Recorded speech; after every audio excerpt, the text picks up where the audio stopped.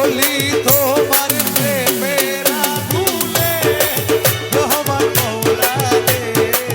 Hello guys, আসসালামু আলাইকুম। সবাই কেমন আছেন? আশা করি সবাই ভালো আছেন। আল্লাহর রহমতে আমিও ভালো আছি। আজকের ব্লগের টাইটেল এবং কি থাম্বনেল দেখে আপনারা বুঝতে পারতেছেন কই যাইতেছি। ভাতিজা সালমানের বলে নবীনগরে একটু কাজ আছে, তাই নবীনগর আসলাম। নবীনগরে আসার পথে হঠাৎ গাড়িটা ডিস্টার্ব দিছে। যে জায়গা নষ্ট হয়েছে এই জায়গায় কোনো মোটরসাইকেলের গ্যারেজ নাই। কিছুক্ষণ হাঁটার পর একটি গ্যারেজ পাইলাম। গ্যারেজের মালিক বলতেছে কিছুক্ষণ বসতাম। আর এদিকে আমার ভাতিজা সালমান মাথার মধ্যে হাত দিয়ে বলতেছে এটা আমার কপালের লেখা ছিল, থাক কিছু করার নেই। আর এদিকে আছে আমার বন্ধু আরিয়ান, হ্যাঁ তো ঘুমাইতেছে, এর কোনো হিয়ালি নেই। আমি একটা মাথার মধ্যে চড় দিলাম, তারপর উঠতেছে না। এর কোনো টেনশনই নেই কোন সময় বাড়িতে যাবো। হ্যাঁ তো মনস্যকে ঘুমাইতেছে। আর মিকারে বলতেছে গাড়ির বড় ওয়ারিং এর সমস্যা হয়েছে, একটা ওয়ারিং এর তার লাগিয়ে পুরা গাড়ি ল্যাংটা করানো লাগছে। অবশেষে ওয়ারিং এর কাজ করায় গাড়ি ঠিক হইলো। হঠাৎ আমার ভাতিজা সালমানে বললো বীরগাঁও যাই। আজকে বল বীরগাঁও মনিরুদ্দিন হোসেন সাবিত আসবে, তাই আমরা বললাম চল যাই। আমরা গাড়ির কাজ শেষ করে আবার রওনা দিয়ে দিলাম। আর অবশ্যই চলে আসলাম বীরগাঁও মাজার। আর এখানে এসে দিয়ে প্রচুর মানুষের লাগি হাট হয়ে যাইতেছে না। আর এটা হইলো বীরগাঁও মাজারের মেইন গেট। আর আজকে এই বীরগাঁও মাজার প্রথম আমার আসা। আজকে গান হইব দিকে বিভিন্ন এলাকাতে মানুষ আসছে। কিছুক্ষণ হাঁটার পর আবার কাকাদের সাথে দেখা হয়ে গেল।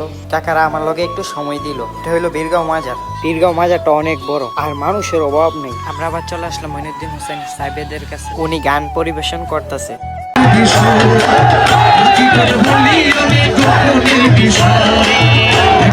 দুই কলি নবী হযরত আলী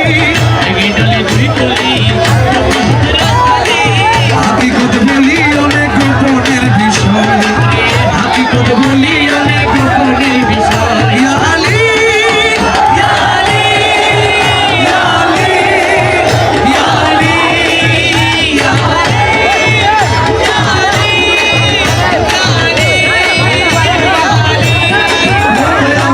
হাকিকত বলি অনেক গোপনের বিষয়।